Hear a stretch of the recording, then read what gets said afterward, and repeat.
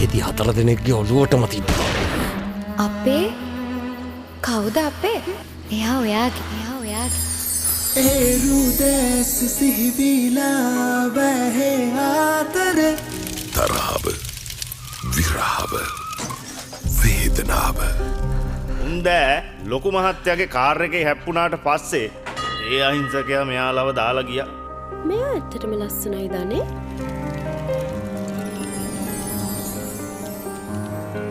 කවුද සංජේ?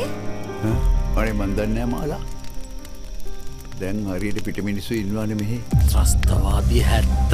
මට ඒ කටහඬ ඇහෙනවා. මූණ හරියට මතකත් නැහැ. ළඟ හම්බුණාද කියලා හිතෙනවා. මේ වේදනා හිමි වේද සැමදා ළඟ ඉන්න නුඹ ආදරය කියන්නේ කාලයවත් සීමාවවත් හඳුනාගන්නේ නැති හැඟීමක්. මොනවද? නවක් වෙච්ච හැලප වගේ. ටින් වල දාලා මේක රාවණ අඩවිය බොලව්. නංගි. කවුද මිනිහා? ෆ්ලයිට් එක ලෑන්ඩ් කරලායි තියෙන්නේ. කොල්ලගේ නම තියෙනවනේ. අද මෙතන මිනි මැරුමක් ආ.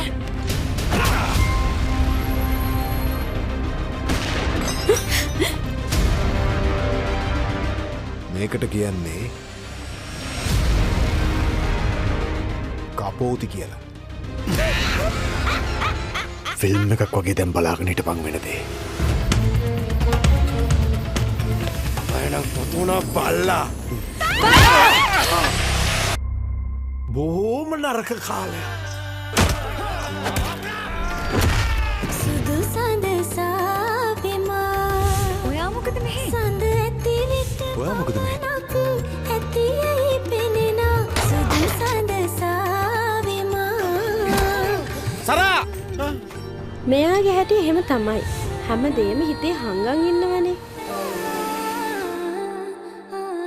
කාලය ඔවුන්ව සදාටම වෙන් කරයිද?